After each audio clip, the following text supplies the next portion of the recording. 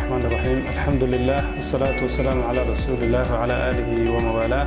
السلام عليكم ورحمة الله وبركاته مقعيقو والدكتور عبد الله علي محمد قيد قرو اسمها اسبتال الأمان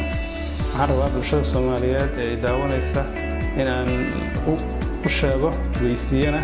إن قيبتا كمبيوتركا مع التراسونكا مو كمبيوتركا وكجيركتا لغادقاي بلاش oo ay isbitaalka hadda ka dibadii ilaahay u imaan karaan ultrasound bilaash ah oo waxba lacag laga rabin haweenka uurka leh dadka ka jiran kaliyaha ama beerka ama xameetida ama ilma galeenka dhammaan qof walba oo danaynaya waxaan ku wargelinaynaa in isbitaalka uu firi uga dhigay qaybta kombiyuutarka ama ultrasoundka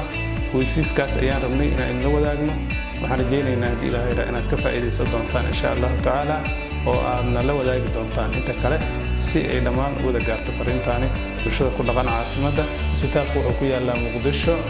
degmada Howlwadaag xaafadda Shanta Geed eega jaamacadda Soomaaliya haddii ilaahay yiraahdo waxaan rajaynaynaa inaad ka wada faa'iidaysan doono waad mahadsantihiin wabillahi tawfiiq wassalaamu calaykum waraxmatullaahi wabarakaatuh